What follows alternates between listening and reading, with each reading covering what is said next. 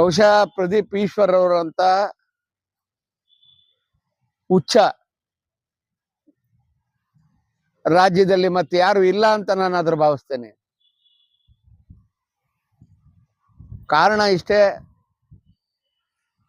ಪ್ರದೀಪ್ ಈಶ್ವರ್ ಅವರು ಅಪ್ರಬುದ್ಧ ರಾಜಕಾರಣಿ. ಪ್ರಬುದ್ಧ ರಾಜಕಾರಣಿ ಆಗಿದ್ದಿದ್ರೆ ದೇವೇಗೌಡಜಿಯವರ ಕುಟುಂಬದ ಬಗ್ಗೆ, ಕುಮಾರಣ್ಣ ಅವ್ರ ಬಗ್ಗೆ ಯೋಚನೆ ಮಾಡಿ ಮಾತನಾಡ್ತಿದ್ರು. ಮೊನ್ನೆ ನಡೆದಂತ ಕೆಂಪೇಗೌಡ ಜಯಂತಿಯ ಸಂದರ್ಭದಲ್ಲಿ ನಡೆದಂತಹ ಘಟನೆ ನಿಜವಾಗ್ಲೂ ನಾಗರಿಕ ಸಮಾಜ ತಲೆ ತಗ್ಸುವಂತ ಕೆಲಸ. ಪ್ರದೀಪ್ ಈಶ್ವರ್ ಅವರು ದಡ್ಡನೋ ಬುದ್ಧಿವಂತನೋ ನಮ್ಗಂತೂ ಗೊತ್ತಾಗ್ತಿಲ್ಲ. ಬಹುಶಃ ಕುಮಾರಣ್ಣ ಅವ್ರನ್ನ ವಾಚ್ ಬಗ್ಗೆ ಅಥವಾ ಅವರ ಪಂಚೆ ಬಗ್ಗೆ, ಅವರ ಹಾಕಿರ್ತಕ್ಕಂಥ ಬಟ್ಟೆಯ ಬಗ್ಗೆ ಮಾತನಾಡಿದ್ರೆ ಈ ರಾಜ್ಯದ ಮುಖ್ಯಮಂತ್ರಿಗಳು ಅವ್ರನ್ನ ಬೆಂತಡ್ತಾರೆ, ಮಂತ್ರಿ ಮಾಡ್ತಾರೆ ಅನ್ನೋ ಭ್ರಮಾಲೋಕದಲ್ಲಿ ಮನಸೋ ಇಚ್ಛೆ ಮಾತನಾಡ್ತಿರ್ತಕ್ಕಂಥದನ್ನ ಸಿರಾ ತಾಲೂಕಿನ JDS ನ ಮುಖಂಡರುಗಳಾದ ನಾವುಗಳು ತೀವ್ರವಾಗಿ ವಿರೋಧಿಸ್ತೇವೆ ಮತ್ತೆ ಖಂಡಿಸ್ತೇವೆ. ಕುಮಾರಣ್ಣ ಅವರು ಈ ರಾಜ್ಯದ ಮುಖ್ಯಮಂತ್ರಿಗಳಾಗಿದ್ದಂತಹ ಸಂದರ್ಭದಲ್ಲಿ, ದೇವೇಗೌಡಜಿಯವರು ರಾಷ್ಟ್ರದ ಪ್ರಧಾನಮಂತ್ರಿಗಳಂತ ಸಂದರ್ಭದಲ್ಲಿ ಬಹುಶಃ ಅವ್ರು ಕೊಟ್ಟಂತ ಕೊಡುಗೆಯನ್ನ ಈ ರಾಜ್ಯದ ಜನ ಅಥವಾ ಈ ರಾಷ್ಟ್ರದ ಜನ ಮರಲಿಕ್ಕೆ ಸಾಧ್ಯ ಇಲ್ಲ. ಆದ್ರೆ ಪ್ರದೀಪ್ ಈಶ್ವರ್ ಅವರು ತನ್ನ ಹುಚ್ಚಾಟದಿಂದ ಮನಸೋ ಇಚ್ಛೆ ಕುಮಾರಣ್ಣ ಅವ್ರನ್ನ ಮಾತಾಡಿಸಿದಂತ ಸಂದರ್ಭದಿಂದ ಕೆಂಪೇಗೌಡ ಜಯಂತಿಯಲ್ಲಿ ಅವ್ರ ವಿರುದ್ಧ ಗಲಾಟೆ ಮಾಡೋ ಅಂತ ಒಂದು ಪ್ರಸಂಗವನ್ನ ಅವರು ತಾನಾಗಿ ತಂದ್ಕೊಂಡಿರೋದು ತಪ್ಪಾಗ್ಲಿಕ್ಕೆ ಸಾಧ್ಯ ಇಲ್ಲ. ಹೌದು, ಕುಮಾರಣ್ಣ ಅವ್ರನ್ನ ಟೀಕೆ ಮಾಡುವ ಮಟ್ಟಕ್ಕೆ, ಕುಮಾರಣ್ಣ ಟೀಕೆ ಮಾಡೋ ಯೋಗ್ಯತೆ ಪ್ರದೀಪ್ ಈಶ್ವರ್ ಅವರೇ ನಿಮ್ಗಿದೆಯಾ ಅಂತ ನಾವು ಅದ್ರ ಪ್ರಶ್ನೆ ಮಾಡ್ಬೇಕಾಗುತ್ತೆ. ನೋಡಿ, ಕುಮಾರಣ್ಣ ಅವ್ರ ಬಗ್ಗೆ ಆ ರೀತಿಯ ಅವಹೇಳನಕಾರಿ ರೀತಿನಲ್ಲಿ ಮಾತನಾಡಿದ್ರು. ನೆನೆ ಕುಮಾರಣ್ಣವರು ನಮ್ಮ ಪಕ್ಷದ ಮುಖಂಡರಿಗೆ, ಕಾರ್ಯಕರ್ತರಿಗೆ ಒಂದು ಎಚ್ಚರಿಕೆಯನ್ನ ಕೊಡ್ತಾರೆ. ನೀವ್ಯಾರು ಭಾವೋದ್ವೇಗಕ್ಕೆ ಒಳಗಾಗಬಾರ್ದು, ಯಾವುದೇ ರೀತಿಯ ಅಹಿತ ಘಟನೆಗೆ ಅವಕಾಶ ಮಾಡಬಾರ್ದು ಅನ್ನೋ ಎಚ್ಚರಿಕೆಯನ್ನ ನಮ್ಮ ಪಕ್ಷದ ನಮ್ಗೆಲ್ಲ ಕೊಡ್ತಾರೆ. ಹೌದು, ಇದೇ ಕುಮಾರಣ್ಣವ್ರಿಗೆ ಇರ್ತಕ್ಕಂಥ ಮೇರು ವ್ಯಕ್ತಿತ್ವ ಅಂದ್ರೆ ತಪ್ಪಾಗ್ಲಿಕ್ಕೆ ಸಾಧ್ಯ ಇಲ್ಲ. ಈ ರೀತಿಯ ಘಟನೆಗಳಿಗೆ ಉತ್ತರ ಕರ್ನಾಟಕಕ್ಕೆ ಹೋಗ್ತೀರಿ, ಅಲ್ಲೂ ಗಲಾಟೆ ಮಾಡ್ತಾರೆ, ಅಲ್ಲೂ ಮೇಲೆ ತೋಳ್ ಮುಚ್ತೀರಿ, ಮತ್ತ ಅಲ್ಲೂ ಕೂದ್ಲಿಡ್ತೀರಿ, ಅಲ್ಲೂ ಶರ್ಟ್ ಮಾಡಿಸ್ತೀರಿ, ಎಲ್ಲೆಲ್ಲಿ ಕಾರ್ಯಕ್ರಮಕ್ಕೆ ಹೋಗ್ತೀರಿ, ಎಲ್ಲ ಕಾರ್ಯಕ್ರಮದಲ್ಲಿ ನಿಮ್ಮನ್ನ ವಿರೋಧ ಮಾಡೋಂಥ ಕೆಲಸವನ್ನ ತಾವೇ ಮಾಡ್ತೀರ. ಬಹುಶಃ ನೀವು 2ನೇ ಸಾರಿ ಶಾಸಕರಾಗ್ಲಿಕ್ಕೆ ಸಾಧ್ಯನಾ? ಸಾಧ್ಯ ಇಲ್ಲ. ಇದ್ರ ಹಿನ್ನೆಲೆ ಏನು ಅಂತ ನಮ್ಗೆಲ್ಲ ಅರ್ಥ ಆಗ್ತದೆ.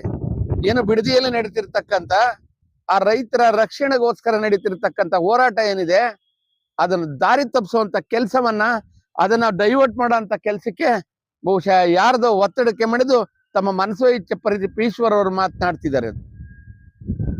ನಾವ್ಯಾರು ನಮ್ಮ ನಾಯಕರುಗಳನ್ನ ಮನಸೋ ಇಚ್ಛೆ ಮಾತನಾಡಿದಾಗ ಬಹುಶಃ ಯಾವುದೇ ಒಬ್ಬ ಪಕ್ಷದ ಕಾರ್ಯಕರ್ತ ಸಹಿಸ್ಲಿಕ್ಕೆ ಸಾಧ್ಯನೇ ಇಲ್ಲ.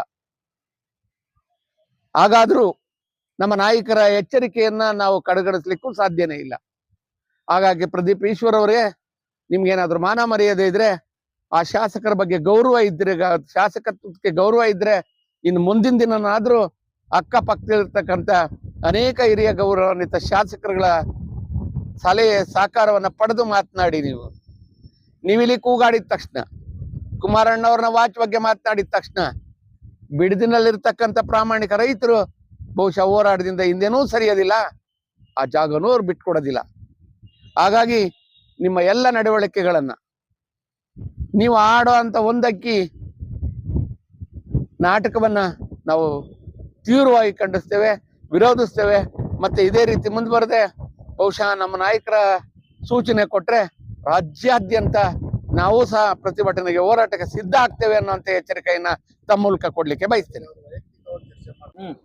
ಬಹುಶಃ 2-3 ದಿನದಿಂದ ನೀವೇನು ಮೀಡಿಯಾದಲ್ಲಿ ನೋಡ್ತಾ ಇರೋದು, ಪ್ರದೀಪ್ ಈಶ್ವರ್ ಹುಚ್ಚಾಟ ಬಹಳ ಜಾಸ್ತಿ ಆಗಿದೆ. ಬಹುಶಃ ಅವರು ಪರಿಶ್ರಮ ಅಕಾಡೆಮಿ ಮಾಡ್ಕೊಂಡು ಬಹಳ ಬುದ್ಧಿವಂತ, ಮೇಧಾವಿ ಅನ್ಕೊಂಡಿದ್ವಿ ನಾವು. ಈ ರಾಜಕೀಯಕ್ಕೆ ಬಂದ್ಬಿಟ್ಟು ಅವರ ಬುದ್ಧಿವಂತಿಕೆನೂ ಇಲ್ಲ, ಅವ್ರ ತಲೆ ಇರೋದೆಲ್ಲ ಖಾಲಿಯಾಗಿ ಇವತ್ತೇನಾಯ್ತು ರಾಜ್ಯದಲ್ಲಿ ಸಣ್ಣ ಸಣ್ಣ ಪುಟ್ಟ ಮಕ್ಕಳುಗಳು ಮನೆಗಳು ಮಾತಾಡೋ ರೀತಿ ಅವರು ಬಹಳ ದಡ್ಡತನದಿಂದ ವರ್ತಿಸ್ತಿದ್ದಾರೆ. ಇಡೀ ರಾಜ್ಯಕ್ಕೆ ಅವರು ನಾವು ಪರಿಶ್ರಮ ಅಕಾಡೆಮಿ ನೋಡಿ ಏನೋ IAS ಅಧಿಕಾರಿಗಳು IPS ಎಲ್ಲ ಮಾಡೋ ಒಳ್ಳೆ ಕೋಚಿಂಗ್ ಸೆಂಟರ್ ಅನ್ಕೊಂಡು ನಾವು ತಿಳ್ಕೊಂಡಿದ್ವಿ. ಬಟ್ ಈ ಮಟ್ಟಕ್ಕೆ, ಈ ಕೆಳ ಮಟ್ಟಕ್ಕೆ ರಾಜಕಾರಣಕ್ಕೆ ಹೋಗ್ತಾರೆ. ಬಹುಶಃ ಅವ್ರೇನೋ ಮುಂದಿನ 28 ಚುನಾವಣೆಗೆ ಏನೋ ಕಾಂಗ್ರೆಸ್ ಅವರು ಬಹಳ ಅತಿಯಾಗಿ ಮತ ನೀಡ್ತಾರೆ, ಅವ್ರನ್ನ ಕಳಿಸ್ತಾರೆ ಮತ್ತೊಮ್ಮೆ ಅನ್ಕೊಂಡಿದ್ದಾರೆ. ಇದು ಬಹಳ ದಡ್ತನ. ಅವ್ರ ಅರಕೆ ಕುರಿಯಾಗಿ ಇವತ್ತು ಕಾಂಗ್ರೆಸ್ ಬಳಸ್ಕೊಂತ ಇದಾರೆ. ಮುಂದಿನ ದಿನದೊಳಗೆ 28 ಫಲಿತಾಂಶ ಬಹಳ ಶೂನ್ಯ ಆಗಿರುತ್ತೆ.